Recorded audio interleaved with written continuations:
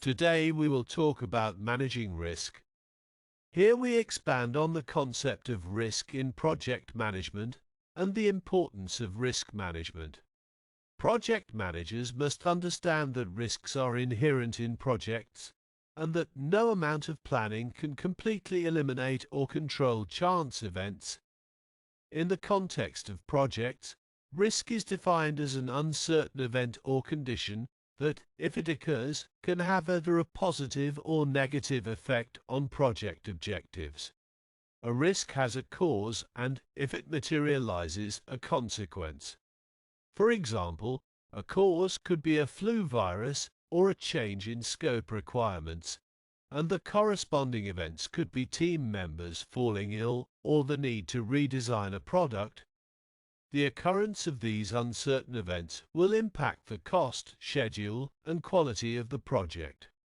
So, some potential risk events can be identified before the project starts, such as equipment malfunction or changes in technical requirements. Risks can also be anticipated consequences, such as schedule slippages or cost overruns. Additionally, there can be risks that are beyond imagination, like the 2008 financial meltdown, highlighting the need to be prepared for unforeseen and unprecedented risks. The primary focus of this chapter is on what can go wrong and the risk management process. Risk management aims to recognize and manage potential and unforeseen trouble spots that may arise during project implementation. It involves identifying as many risk events as possible, minimizing their impact through proactive measures before the project begins, managing responses to events that do occur through contingency plans, and providing contingency funds to cover risk events that actually materialize. This graph depicts a project risk curve.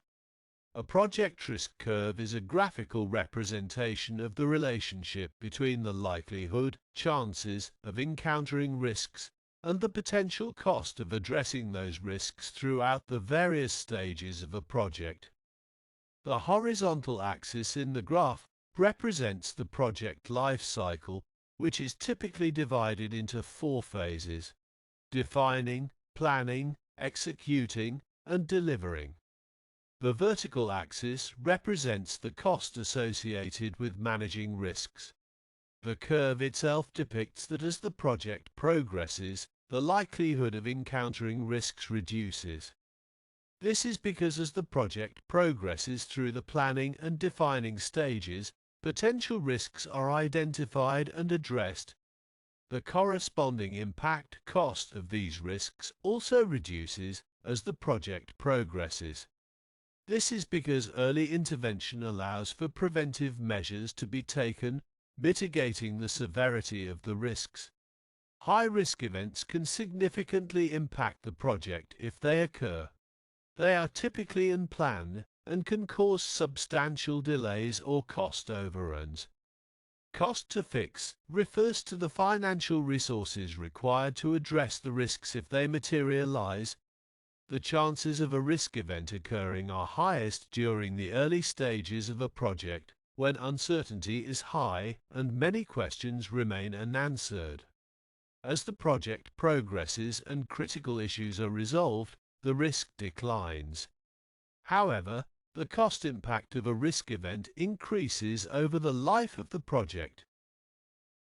The benefits of risk management can be summarized as follows. Proactive approach. Risk management is a proactive approach that focuses on identifying potential risks before they occur and taking preventive measures to mitigate them. By addressing risks proactively, project managers can minimize the likelihood of surprises and unexpected events, reduces surprises and negative consequences. Effective risk management helps in identifying and assessing potential risks, allowing project managers to anticipate and plan for them. This reduces the occurrence of unexpected events and minimizes their negative consequences on the project. Preparedness for action.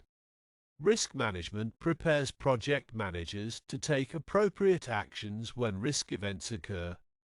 By having a well-defined risk management plan in place, project managers are equipped with strategies and contingency plans to address risks effectively and minimize their impact on project objectives.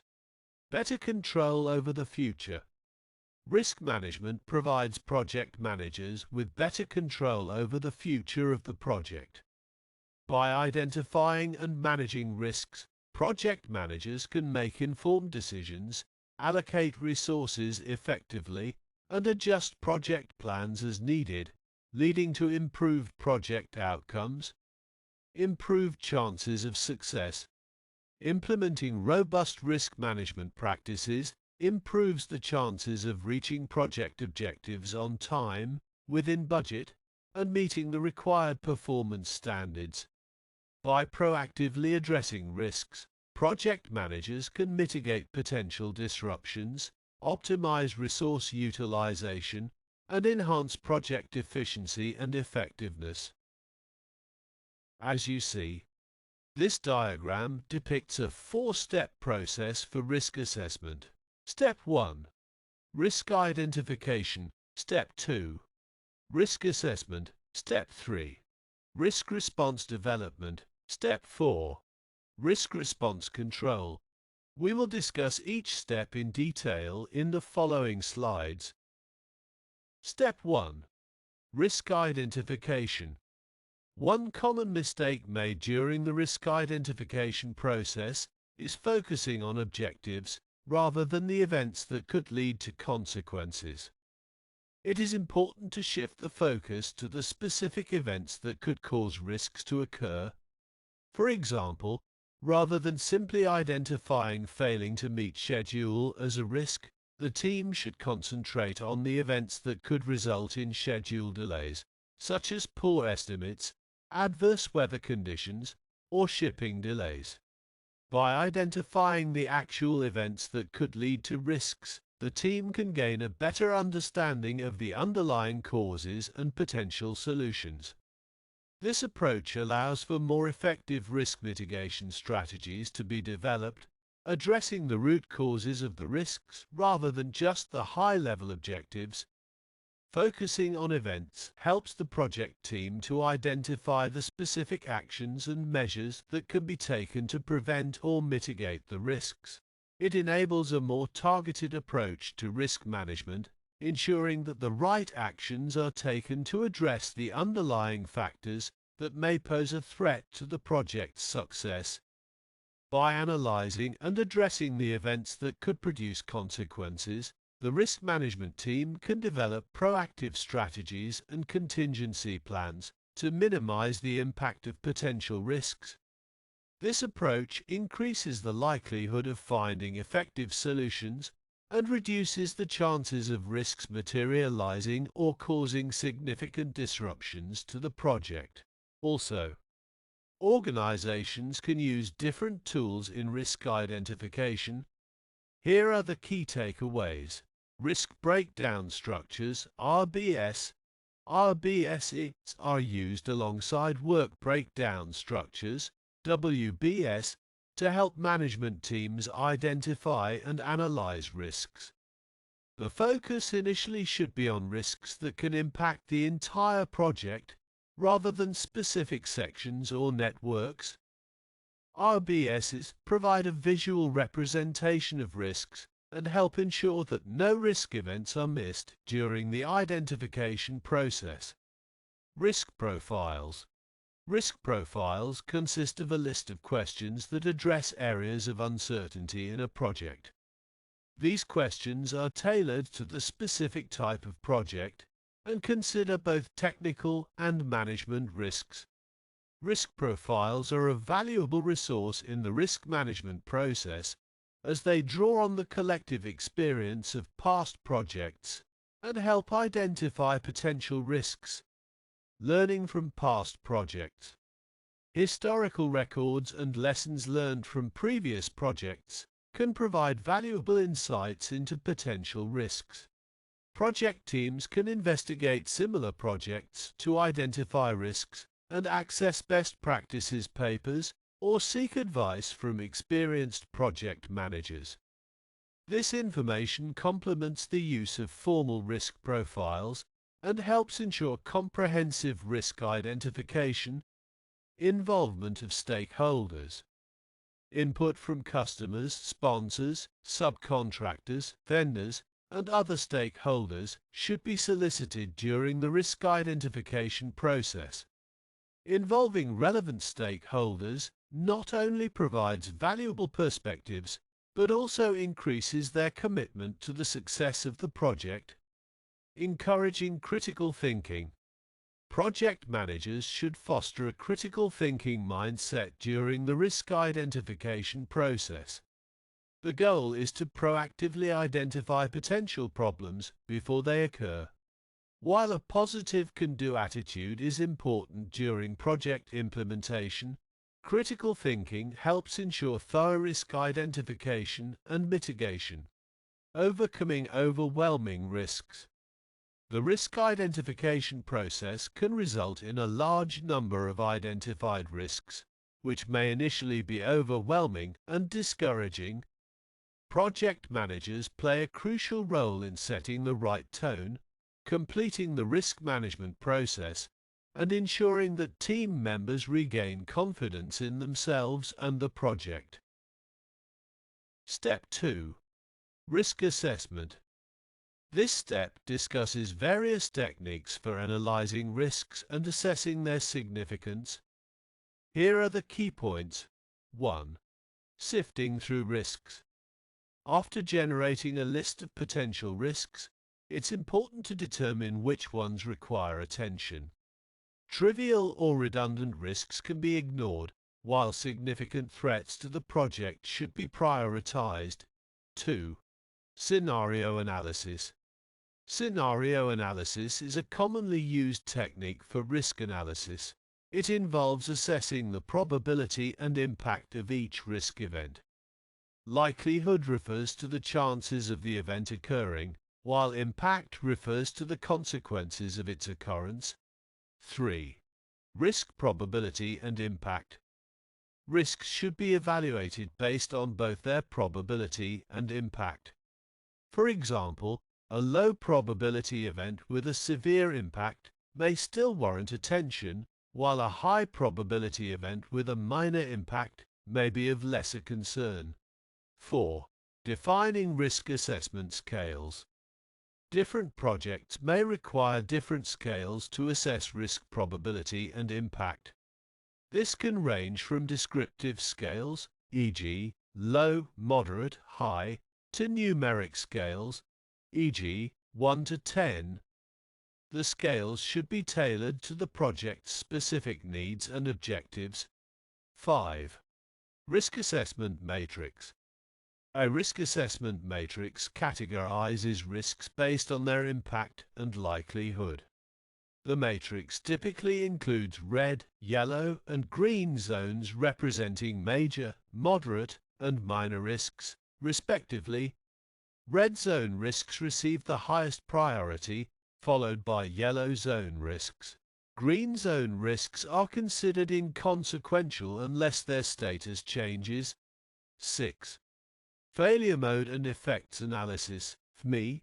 FME extends the risk severity matrix by including the ease of detection as a dimension. Each dimension, impact, probability, detection, is rated on a 5-point scale, and the overall score determines the weighting of the risks. FME allows for easy stratification of risks based on their significance. 7. Probability analysis. Project managers can use various statistical techniques to assess project risk. Decision trees, statistical variations of net present value, NPV, and correlations between past projects' cash flow and S-curves are mentioned as examples. PERT and PERT simulation are useful for assessing overall project risk and the need for contingencies. It's important to note that risk assessment should not be solely reliant on mathematical calculations. It requires thoughtful discussion and consideration of key risk events. Okay, now step 3. Risk response development. When a risk event is identified and assessed, the appropriate response must be determined. The responses to risk can be categorized as mitigating, avoiding, transferring, escalating, or retaining. Let's explain each one in some detail. Mitigating risk involves reducing the likelihood of the event occurring or reducing its impact on the project. The focus is on preventing problems from arising or minimizing their severity. Strategies for risk mitigation include testing and prototyping to identify and solve problems early in the project. Identifying the root causes of an event can also be helpful in developing mitigation measures. Other examples include scheduling outdoor work during favorable weather conditions, investing in safety training, and using high-quality materials. Avoiding risk. Avoiding risk means changing the project plan to eliminate or avoid the risk or condition altogether. While it's impossible to eliminate all risks, specific risks can be avoided by making changes to the project. For instance, adopting proven technology instead of experimental technology can eliminate the risk of technical failure. Choosing suppliers from stable regions can reduce the risk of disruptions due to political unrest. Moving an outdoor event indoors eliminates the risk of inclement weather. Transferring risk. Transferring risk involves shifting the risk to another party. This transfer does not eliminate the risk, but usually comes at a cost. Common examples of transferring risk include fixed-price contracts, where the contractor assumes the risk, and insurance policies. On large construction projects, host countries may enforce build, own, operate, transfer, BOOT contracts, transferring ownership and associated risks to the prime project organization until the project is proven and debugged. Escalating risk. Escalating risk occurs when a project encounters a threat that is beyond its scope or the authority of the project manager. In such cases, the appropriate people within the organization are notified of the threat. This ensures that the information reaches the relevant decision makers who can address the risk appropriately. Retaining risk. Retaining risk involves consciously accepting the risk without taking specific actions to mitigate or transfer it. This decision is made when the risk is either too large to transfer or unlikely to occur. The project owner assumes the risk, and contingency plans may be developed to handle the risk if it materializes. In some cases, a risk event may be ignored, and the project may accept a cost overrun if the risk occurs. It's important to consider the risk appetite of key stakeholders and the project team when determining the appropriate response to a risk. While in project management, mitigating risk refers to a specific strategy. In everyday language, mitigating can refer to any action that reduces or diminishes a risk, including the other responses. Contingency planning is a crucial aspect of risk management in project management. It involves developing alternative plans and actions to address possible risks and mitigate their negative impacts. A contingency plan is activated only after the risk event occurs and is recognized. Here are some key points related to contingency planning. 1. Purpose of contingency planning. The primary purpose of a contingency plan is to minimize the negative impact of a risk event on a project. It helps in reducing delays, panic, and costly decision-making after the event occurs. 2. Components of a contingency plan. A contingency plan should answer the questions of what, where, when, and how much action will be taken. It should include alternative remedies, cost estimates, funding sources, and clear conditions for activating the plan. 3. Agreement and communication. All parties affected by the contingency plan should agree to it and have the authority to make commitments. Effective communication of the contingency plan to team members helps minimize surprise and resistance. 4. Example.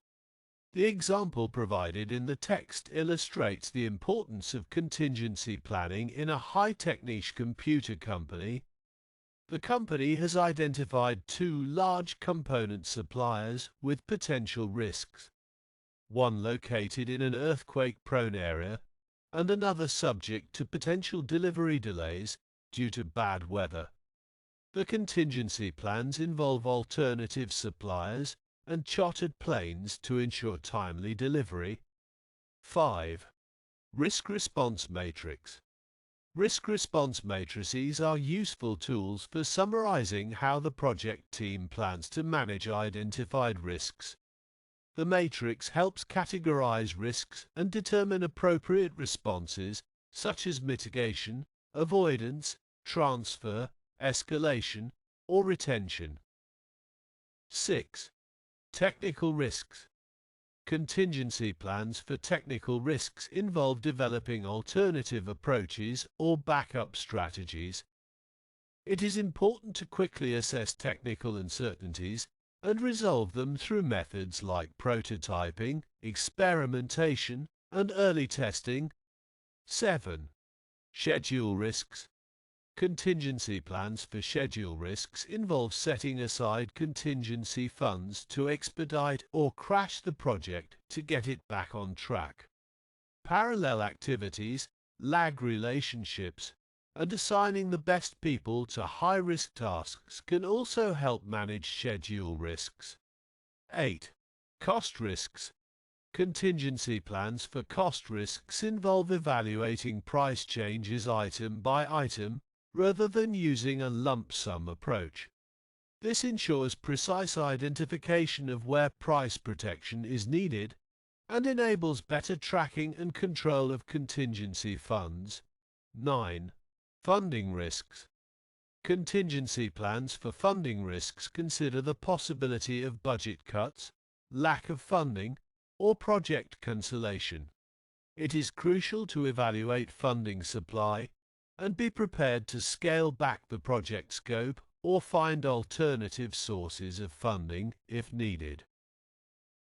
Okay. Opportunity management. Active opportunity management is indeed an important practice in project management. By identifying and capitalizing on positive risks or opportunities, project managers can enhance project objectives and outcomes. Here are some key points related to active opportunity management. 1. Definition of opportunity. An opportunity is an event or situation that can have a positive impact on project objectives. It is something that, if it occurs, can create value, improve performance, or contribute to project success. 2. Similar process as risk management. Active opportunity management follows a similar process as risk management. Opportunities are identified, assessed in terms of likelihood and impact, and appropriate responses are determined. 3. Types of responses. The project management profession has identified 5 types of responses to opportunities. Exploit. This response aims to eliminate uncertainty and ensure that the opportunity is realized. It involves taking specific actions to maximize the positive impact. For example, assigning the best personnel to critical activities or revising a design to leverage external components. Share. This strategy involves allocating some or all of the ownership of an opportunity to another party who can better capture its benefits. It can involve collaboration, partnerships, or joint ventures with external entities. Enhance. The enhanced response focuses on increasing the probability and or positive impact of an opportunity. It involves taking proactive measures to maximize the potential benefits. For example, selecting a project site based on favorable weather patterns or choosing materials likely to decrease in price. Escalate.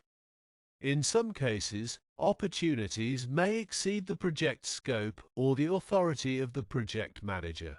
The project manager should notify the appropriate individuals or departments within the organization who can further assess and act upon the opportunity. Accept. Accepting an opportunity means being willing to take advantage of it if it occurs without actively pursuing it. This response acknowledges the potential benefits but does not involve proactive actions.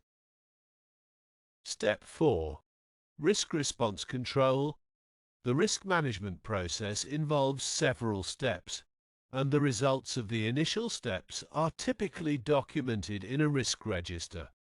The risk register is a formal document that includes details about identified risks, such as descriptions, categories, probability of occurrence, impact, responses, contingency plans, owners, and current status. It serves as a central reference for managing risks throughout the project. The final step in the risk management process is risk control. Risk control involves executing the planned risk response strategies, monitoring triggering events, initiating contingency plans when necessary, and remaining vigilant for new risks. It is essential to establish a change management system to handle events that require formal changes in the project scope, budget, or schedule. Risk assessment and updates should be integrated into regular status meetings and progress reports to ensure ongoing monitoring and management of risks. Project managers must be aware that not all risks and problems will be readily acknowledged by team members. There may be a tendency to hide mistakes or suppress bad news due to fear of punishment or adverse reactions. To create an environment conducive to effective risk management, project managers should foster a culture where mistakes are seen as opportunities for improvement, problems are welcomed rather than denied, and participants feel comfortable raising concerns and admitting mistakes. Encouraging a positive attitude toward risks and providing support for open communication is crucial. On large and complex projects, it may be prudent to periodically revisit the risk identification and assessment process with updated information. Risk profiles should be reviewed to ensure the original responses are still valid, and relevant stakeholders should be involved in the discussion.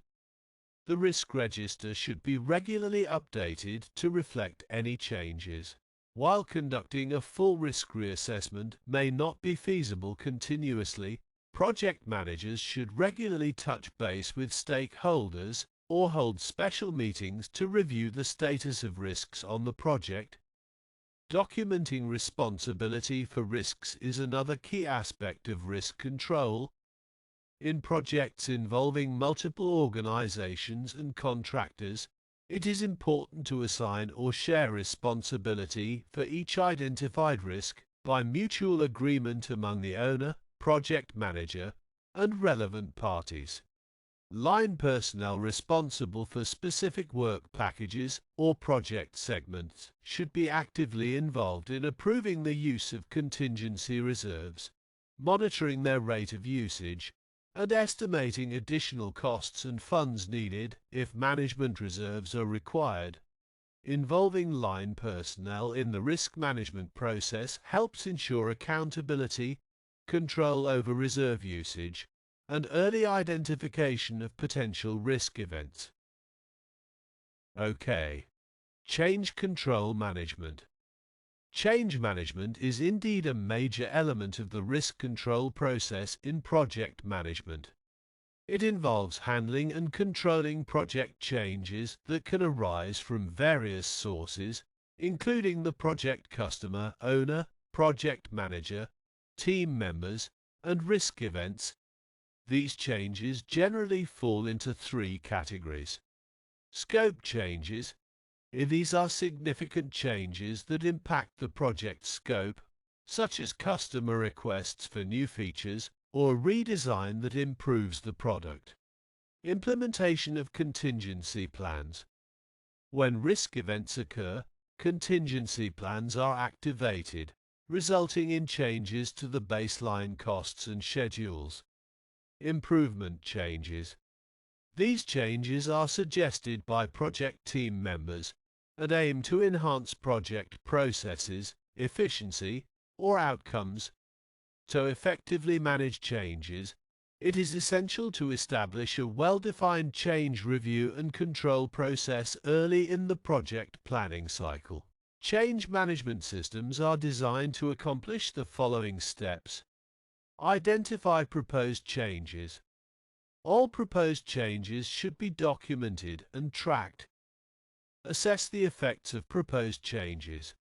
Evaluate the potential impact of changes on the project schedule and budget. Formal review and approval.